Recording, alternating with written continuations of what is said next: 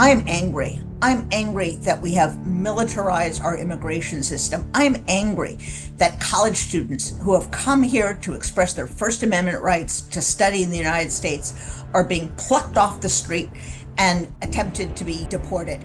I'm angry that people like Abrego Garcia was mistakenly deported and they return him and come up with some criminal charges from Tennessee. This is an abuse of our system. In the past, we have not had masked immigration officers breaking down doors, breaking into vehicles. I grew up in New York City, 40,000 cops, extremely dangerous circumstances.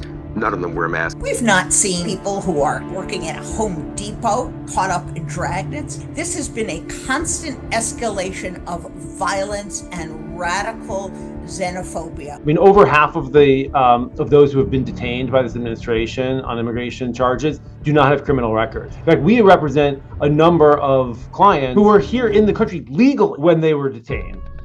Then the administration decided to arrest a judge in Wisconsin, claiming she had interfered with an ICE arrest. Next, it was arresting the mayor of Newark, who they claimed was interfering with officials at a detention center. Those charges were dropped because the claim was completely spurious. Then we saw the arrest of a U.S. member of Congress, Representative MacGyver, again for attempting to interfere with ICE agents. But it didn't stop there. The administration turned it up a notch. They sent out armed, masked agents in multiple locations in Los Angeles, rounding up people, throwing them to the ground, including the president of the SEIU, David Horta, who was injured, had to go to the hospital. Angelino by birth, an American citizen, a labor leader, a son of a labor leader. This is outrageous. The only purpose of this, folks,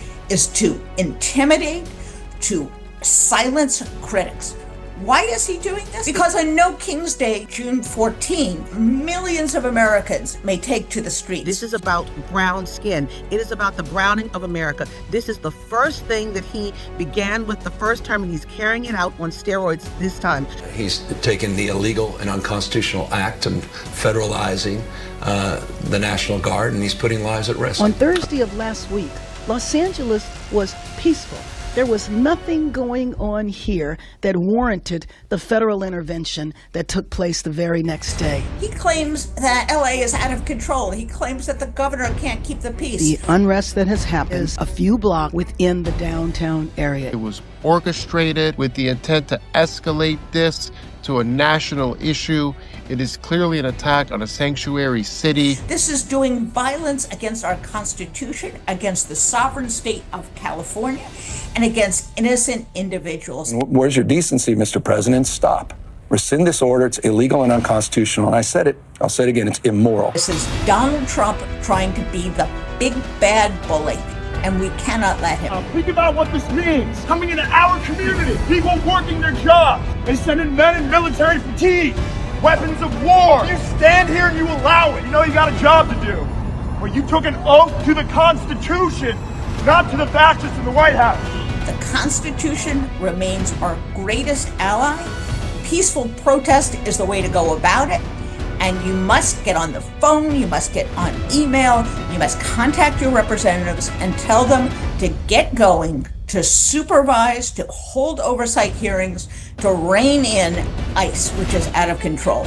Donald Trump is out of control. We've got to remind him who is in control in a democracy, and that's the American people.